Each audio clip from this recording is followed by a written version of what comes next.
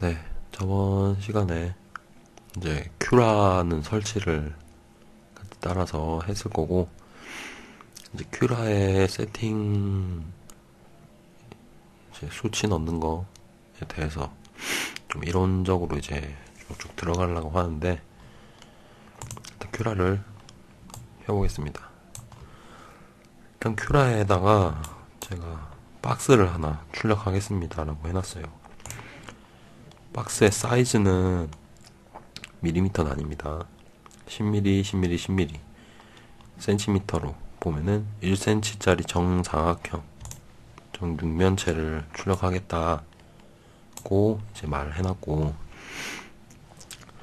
그 중에서 오늘 좀 공부해 볼 거는 여기 퀄리티 있죠. 퀄리티 제일 첫 번째 창의 수치 놓는 거 두 가지를 일단 볼 건데, 제일 중요한 게 레이어 하이어트인 것 같아요. 앞서 말씀드리면 일단은 노즐 사이즈라고 해가지고 이제 노즐 직경이 있는데, 뭐 쉽게 그리면은 이제 노즐을 나중에 재료가 들어와가지고 여기 나오는 요 재료가 나오는 여기죠. 여기가 0.4mm예요. 지금 세팅이 0.4mm면은 나중에 실이 나와서 0.4짜리 실이 이제 나온다는 건데,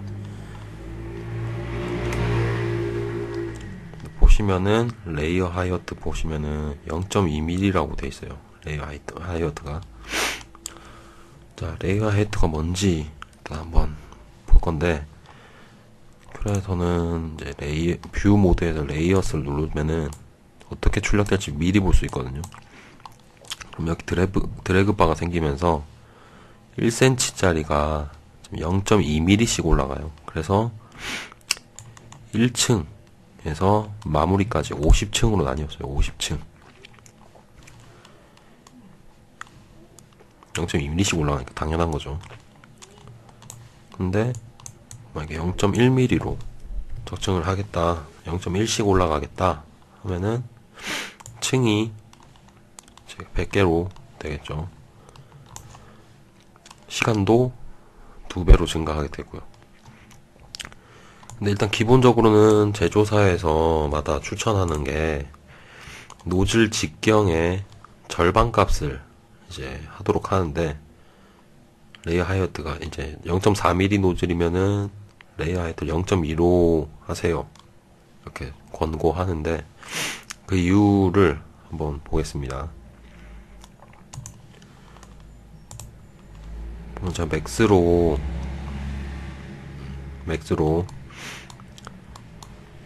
한번 볼게요.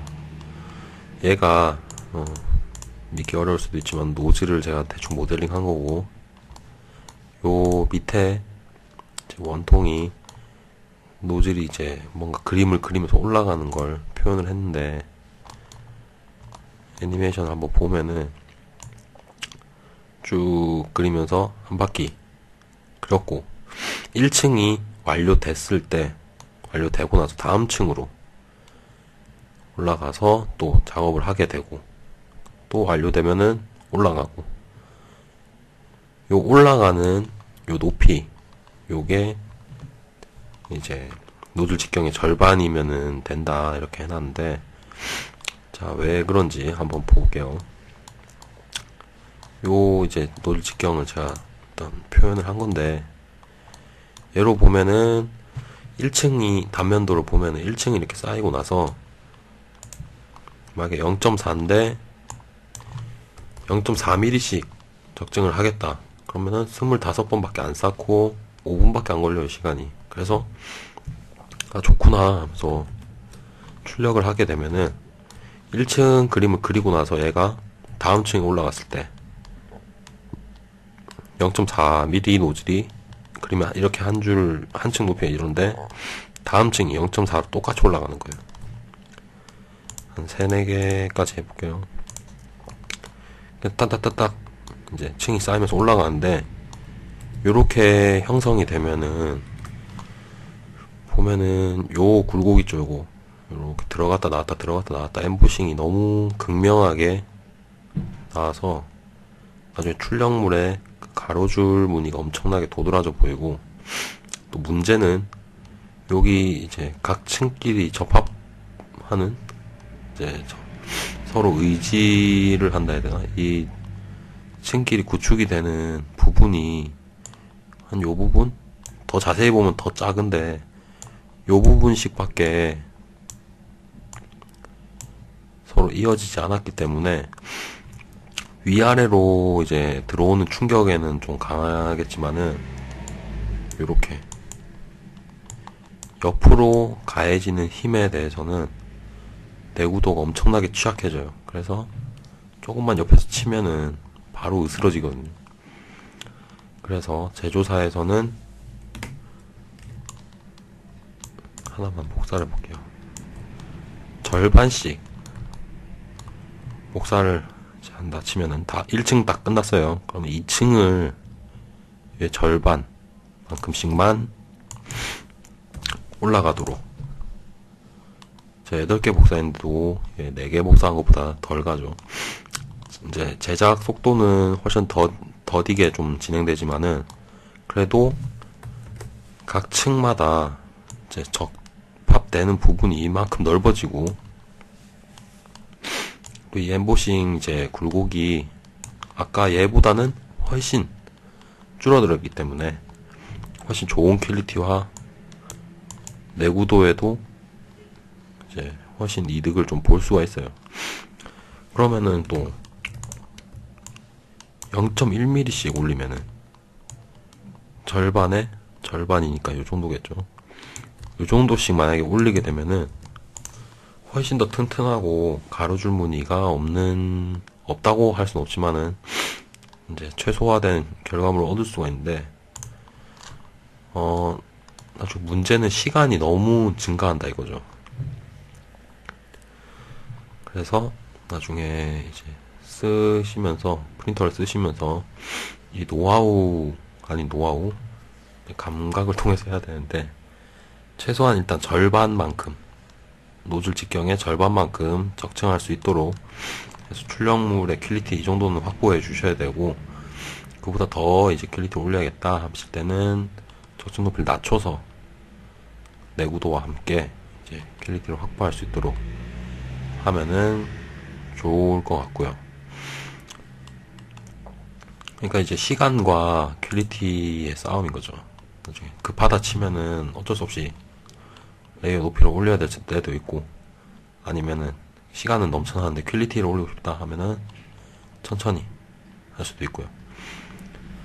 여담이지만 뭐 FDM 프린터 같은 경우에는 플라스틱을 녹여서 사출하는 프린터는 이제 그냥 가만히 있어도 삐질삐질 나오는 재료가 계속 나오기 때문에 0.05 이하로 이제 쌓고 싶어도 그게 좀 힘들다고 하더라고요.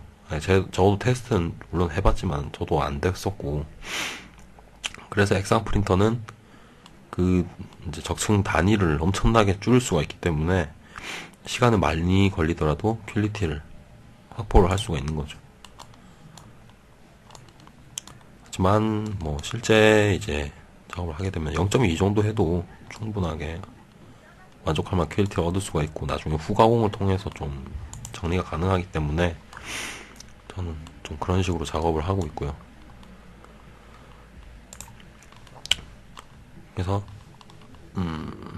적층 높이는 노즐 직경의 절반으로 해주시는 거를 추천드리고요, 저도. 그리고 그 다음 칸에 보시면은 쉘 띵네스라고 있습니다. 외벽 두께요, 외벽 두께. 외벽. 천장과 바닥 두께는 밑에 탭에 있고, 천장 바닥 제외 외벽 두께를 정해주는데, 여기 미리 보기 탭에서 봤을 때는 이 초록색 부분이 쉘 띵네스를 나타내는 거고요. 참고로 당연히 모델링을 토대로 이 모터 G코드가 생성되기 때문에 옆에서 보시면은 아무리 얇게 옵션을 줘도 0.4mm 이하로 줘도 노즐이 0.4mm 노즐이 지나가기 때문에 0.4 이상은 생기고요. 그리고 밖으로 튀어나가진 않아요. 밖으로는 당연히 넓어지면 오차가 더 심해지기 때문에 안 되겠죠. 모델링은 에서 쉘 띵네스는 내부로 수치를 줄수록 내부로 두꺼워집니다.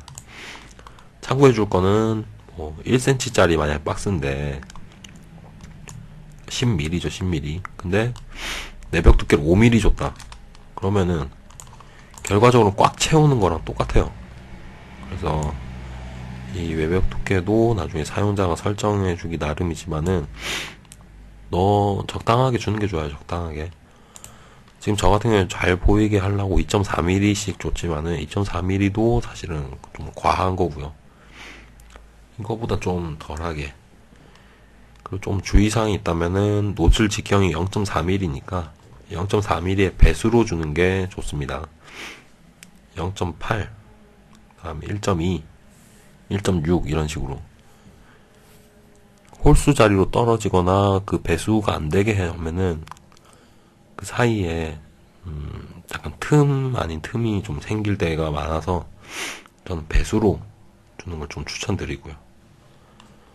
그래서 일단 퀄리티 탭만 해도 사실은 별거 아닌 것 같지만은 이 레이어 하이어트 요거를 제대로 이해를 해주셨으면 좋겠고 나중에 요거에 따라서 자 이제 출력 시간이나 퀄리티를 많이 좌우할 수 있기 때문에 한번 또 이렇게 영상을 제작했습니다. 다음에는 또 다음에 있는 탭들을 또 어떤 기능을 하는지 배워보겠습니다. 일단 오늘은 여기까지입니다.